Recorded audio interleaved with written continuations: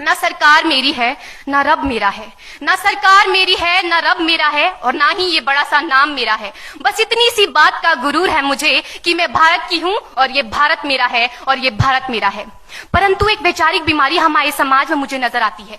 कहा जाता है हम दुनिया के सबसे बड़े लोकतंत्र हैं, जहां हिंदू पैदा होते हैं, मुस्लिम, सिख और ईसाई भी पैदा होते हैं, लेकिन बदकिस्मती है अब इंसान पैदा नहीं होते। और मेरे विचारों में ना हिंदू की जरूरत है, ना मुसलमान की जरूरत है। राष्ट्र निर्माण के लिए केवल अच्छे इंसान की जरूरत है, केवल अच्छे इंसान की जरूरत है। जरा सोच कर देखिए, ये पेड़ पौधे और शाखाएं भी परेशान हो जाएं अगर परिंदे भी हिंदू और मुसलमान हो जाएं।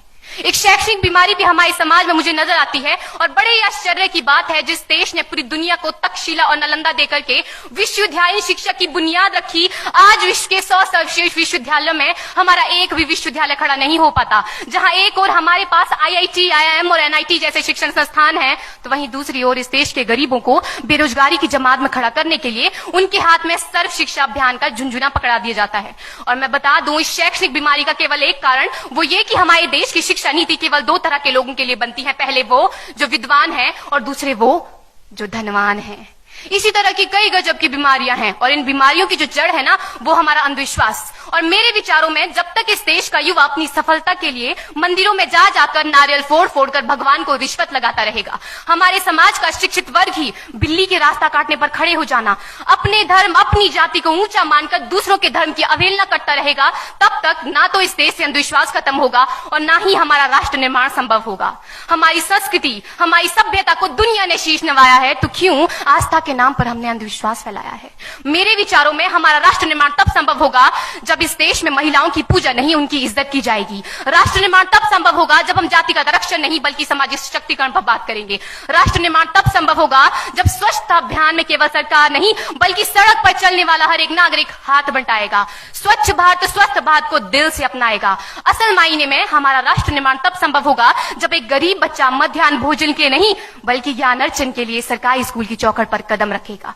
और हमारा राष्ट्र निर्माण तब तक संभव नहीं होगा जब तक एक नागरिक नैतिक रूप से सटीन, चारित्रिक रूप से भ्रष्ट, मानसिक रूप से दिवालिया, धार्मिक रूप से अंधा, राजनीतिक रूप से गंदा, स्वैच्छिक मान मूल्यों के आंकड़ों में जिन्न शिन्न पैपंदमयी अखंड भारत को खंड खंड करता रहेगा। तब तक हमारा राष्ट्र निर्माण संभव नहीं होगा।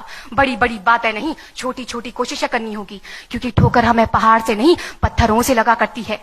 I being an Indian, I being a student, I being a symbol daughter of this motherland feel proud to be an Indian। और मैं सैल्यूट करना चाहूंगी सरहद पर दिन रात हमारी रक्षा के लिए खड़े हर उस जवान को, इस देश की पुलिस, प्रशासन और किसान को, और इस देश के हर उस व्यक्ति को जो अपना काम पूरी ईमानदारी, पूरी मेहनत और पूरी लगन से करते हैं, जिनके बिना राष्ट्र निर्माण की कल्पना करना भी असंभव सा लगता है। और आज इस मंच पर पूरी जिम्मेदारी के साथ मैं भारत की बेटी ये कहती हूं कि हमारा राष्ट्र निर्माण तब संभव होगा जब हम सभी, मैं, आप, हम सब मिलकर प्रयास करेंगे, क्योंकि हमारे देश की जिम्मेदारी नहीं है हमें आगे ले जाने की, हमारी जिम्मेदारी है अपने देश को आगे ले जाने की, अपने राष्ट्र को आगे ले जाने की, अपने वतन को आगे ले जाने की। तो अंत में मैं बस यही कहना चाहूंगी, मेरा हिंदुस्तान महान था, महान है, महान रहेगा। मेरा हिंदुस्तान महान था, महान है, महान रहेगा। होगा हौसला सबके दिलों में बुलंद तो एक दिन पाकिस्तान भी जय हिंद कहेगा। पाकिस्तान ही क्यों, सारा जहान जय हिंद कहेगा, क्योंकि सारे जहां से अच्छा हिंदुस्तान हमारा, सारे जहां से अच्छा हिंदुस्तान हमारा। हम बुलबुलें हैं इसकी, ये गुलिस्तान हमारा, ये गुलिस्तान हमारा। जय हिंद, वंदे मातरम।